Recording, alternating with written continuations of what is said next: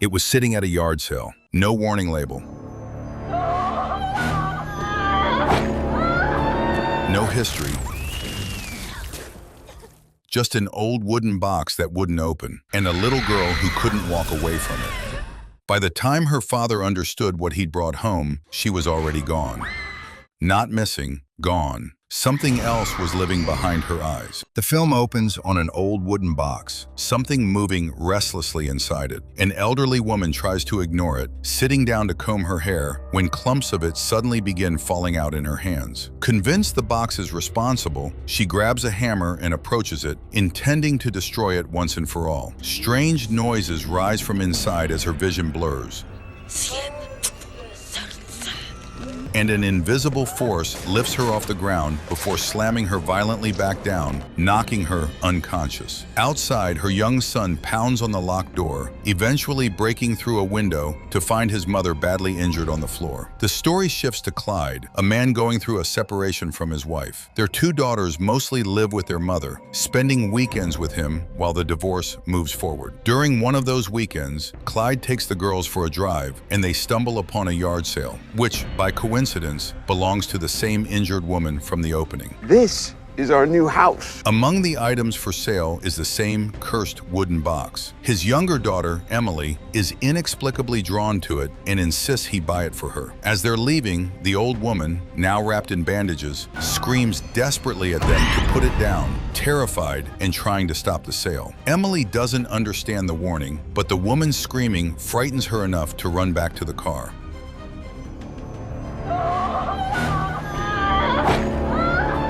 At home, neither Emily nor Clyde can get the box open, no matter how hard they try, so they leave it in her room for the night. In the middle of the night, Emily wakes to strange sounds, and the box slowly opens on its own. Inside, she finds an old ring, a dead moth, a human tooth, and a strange carved wooden object. She slips the ring onto her finger and goes back to sleep without a second thought. From that point on, her personality begins to shift. She stops laughing, stops speaking, and loses interest in everything she once loved. Clyde and her older sister assume she's simply not feeling well and don't think much of it at the time. That same night, drawn again by sounds coming from the box, Emily gets up. What happens isn't shown, but the next morning Clyde finds her sitting silently in front of it. Looking into the small mirror set into the box, he's horrified to see her reflection showing dark, unnatural eyes. Proof that something has taken hold of her. The moment she turns to face him directly, her eyes appear completely normal again. At breakfast, Emily begins eating like a wild animal, and when Clyde tries to calm her, she stabs his hand with a fork without warning. He and her sister are stunned into silence. Seconds later, Emily snaps back to herself, sees the blood on her father's hand, and bursts into tears. Clear evidence that whatever forced her hand wasn't her own will at all. Still, the family fails to grasp the seriousness of what's happening and continues to brush off her behavior as nothing more than a phase. Days later, while her sister is brushing her teeth, hundreds of moths suddenly swarm the bathroom out of nowhere. Clyde rushes in and traces the source back to Emily's room, where he finds her sitting calmly on her bed, surrounded by thousands of moths, completely unbothered and unresponsive in a deep trance. He carries her out, calls pest control, and sends both daughters to stay with their mother for safety while he sorts things out. While there, Emily calls Clyde and tells him, in an eerily calm voice, to take care of her box and never open it under any circumstances.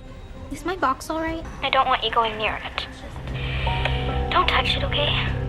Disturbed, Clyde decides to examine it himself and finds the same strange objects Emily had discovered earlier hidden inside it. That night, Emily becomes violently ill. Rushing to the bathroom to vomit, she feels something alive moving inside her own throat. Looking into the mirror, she watches in horror as two fingers slowly push their way up from inside her mouth. Days later, once the box is returned to her, she refuses to let it leave her sight, carrying it everywhere she goes, even to school, where a boy tries to grab her backpack to steal it. Emily attacks him with shocking brutality, leaving him seriously injured and the school in chaos. Her teacher, assuming the aggression stems from the stress of her parents' ongoing divorce, confiscates the box and locks it away inside her office for safekeeping. That night, the teacher feels an unnatural pull toward the box sitting in her desk. Unable to open it, no matter how hard she tries, her eyes suddenly change just as the old woman's once did, her body twisting unnaturally before she's lifted lifted toward the ceiling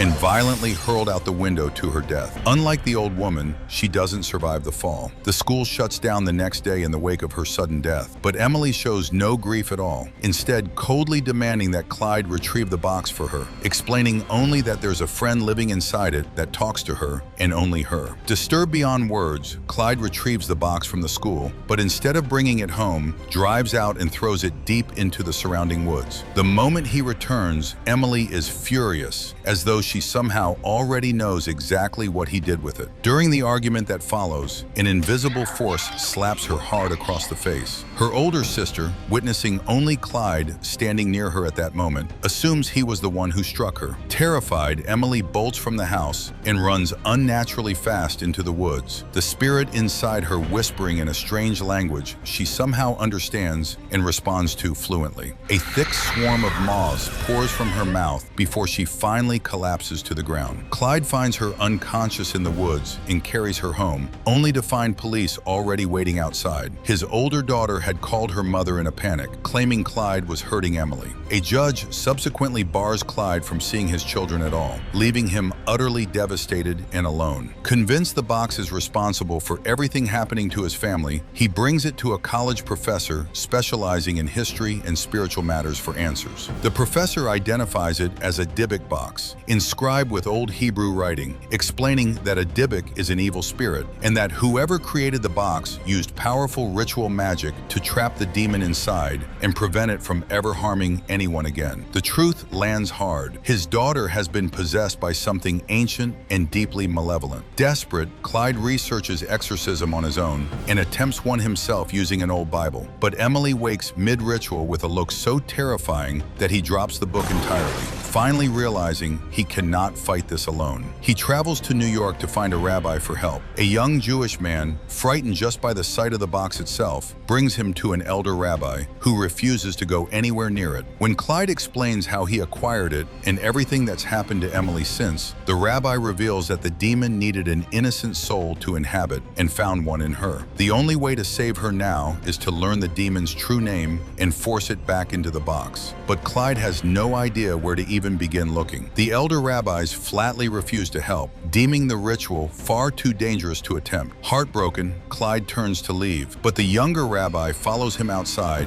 and, moved by genuine sympathy, agrees to help perform the exorcism himself, even at great personal risk to his own life. Meanwhile, at her mother's house, Emily's behavior spirals further out of control. The once vegetarian girl now devours raw meat straight from the refrigerator like an animal. When her mother tries to intervene, Emily attacks her without hesitation, though she narrowly manages to escape unharmed. A family friend, hearing about everything that's happening, dismisses it as a possible mental illness and suggests psychiatric care instead, a conversation Emily overhears from the next room, enraging the entity living inside her. The next day, when the friend tries to speak with her gently, her face turns pale and hollow, dark circles forming beneath her eyes. The room shifts violently as wind tears through it from nowhere, and the man is slammed against the wall, his teeth shattering and his mouth filling with blood. Emily collapses to the floor, convulsing and bleeding from her mouth, and her terrified mother rushes her straight to the hospital. Back with Clyde and the rabbi, they finally manage to break open a hidden compartment inside the box, revealing the demon's true name etched within the old wood. With this knowledge in hand, they rush to the hospital where Emily is being treated for her condition. The rabbi warns that the exorcism must happen immediately, or the demon will claim her soul entirely and permanently. Emily's mother,